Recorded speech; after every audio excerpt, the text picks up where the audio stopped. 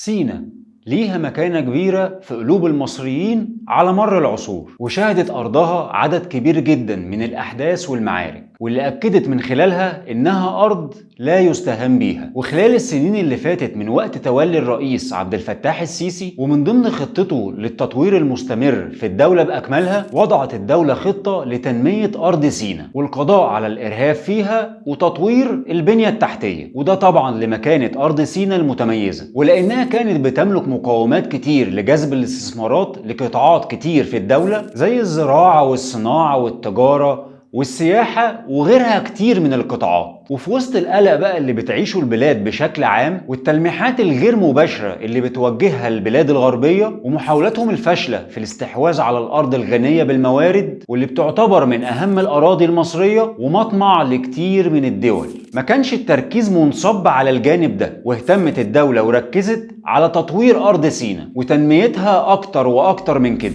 تعال بقى نعرف خطط التنمية اللي وضعتها الدولة لتنمية أرض سينا خلال السنوات اللي فاتت. سنة 2016 وبالتحديد في شهر مارس، أعلن الرئيس عبد الفتاح السيسي عن بناء مجتمع عمراني متكامل على أرض سينا، وبعد يوم من إعلانه تم الإعلان عن إنشاء الشركة الوطنية لاستثمارات سينا. واللي ما يعرفش حاجة عن الشركة دي، هي شركة استثمارية بتهدف للتنمية والربح الاتنين مع بعض. واهتمت الدولة خلال السنين اللي فاتت بثلاث محاور للتنمية، وهي تحسين مستوى الخدمات الأساسية والتنمية العمرانية والتنمية الاقتصادية، وده طبعا بيؤدي في النهاية إلى جذب السياح والاستثمارات. والدولة خصصت مبلغ 600 مليار جنيه للاستثمارات في سينا، وتوزعت على قطاعات مختلفة، منها التعليم والصحة والكهرباء والطرق وغيرها. ومن ضمن المشروعات دي إنشاء 7 كباري عائمة أعلى قناة السويس، و5 أنفاق للعبور على جانبي قناة السويس، ده غير تطوير 5 مطارات، منهم مطار طابة وشرم الشيخ وسانت كاترين، وكمان 5 مواني بحرية، منها ميناء طابة البري ونويبع والعريش. أما بقى لو اتكلمنا عن مشروعات البنية التحتية، هنلاقي إن اتنفذ 52 مشروع خاص بمياه الشرب، و25 مشروع صرف صحي، وأكتر من 90 مشروع للكهرباء، ده غير مشروعات تحسين الخدمات الأساسية